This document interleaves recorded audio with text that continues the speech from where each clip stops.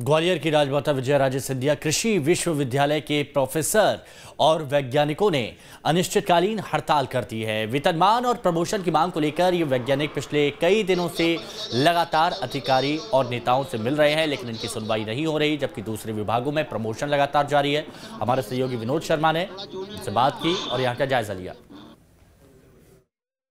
पूरे देश में इस समय किसान और कृषि की चर्चा हो रही है और खासकर कृषि से जुड़े जितने भी संस्थान हैं उनको लेकर सरकार ने बहुत सारी नीतियां बनाई हैं, लेकिन ग्वालियर के राजमाता विजयाराजे सिंधिया कृषि विश्वविद्यालय के प्राध्यापक और वैज्ञानिक इस समय अनिश्चितकालीन हड़ताल पर हैं। ऐसा इसलिए किया जा रहा है क्योंकि इनकी मांग है कि जो प्रमोशन इनको मिलना चाहिए वो प्रमोशन नहीं मिला है, जबकि दूसरे विभागों में प्रमोशन हो चुके हैं और जो इनका वेतनमान है वो भी सरकार ने अटकाया हुआ है। आखिरकार इन्हें मजबूरी बस यहाँ पर आके अनिश्चितकालीन हड़ताल पर बैठना पड़ा। अब अगर वैज्ञानिक हड़ताल पर बैठ जाएंगे तो पूरा की पूरा कृषि जगत प्रभावित हो जाएगा। खासकर ग्वालियर चंबल के ये सारे लोग हैं जो इस विश्वविद्यालय से जुड़े हुए। मैं बात करना चाह रहा हूँ सर आपसे, सरकार तो बात कर रही है कृषि के विकास की, किसानों के उत्थान की, और आप कृषि वैज्ञानिक हड़ताल पर बैठना पड़ा है। क्या कारण है, क्या वजह है? ये आपको मालूम 7वां वेतनमान सभी को मिल चुका है और सभी विश्वविद्यालयों को मध्य प्रदेश में मिल गया है, सिर्फ कृषि विश्वविद्यालय छोड़ दिए हैं।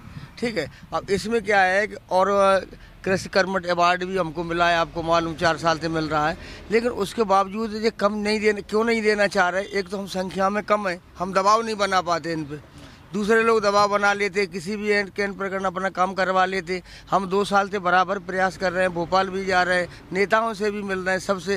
हालांकि सिंधिया जी ने बड़ा ठोस आश्वासन दिया है अपन को, तो अब उनकी भी देख लेते हैं। लेकिन कुल मिला के अब हमने जो सोच लिया, बगैर हड़ताल के कोई पूछता नहीं है, जो भी होगा हम तो लंबी खींचेंगे, नहीं हड़ताल करेंगे। अभी तो हम धरना दे रहे हैं, उसके बाद में भूख हड़ताल करेंगे। मैं आपसे जानना चाह रहा हूँ, जिस तरह से आप बता रहे थे कि प्रमोशन नहीं मिल रहा है, इन्होंने वेतनमान की बात बताई, प्रमोशन कहाँ और कैसे अटका हुआ है?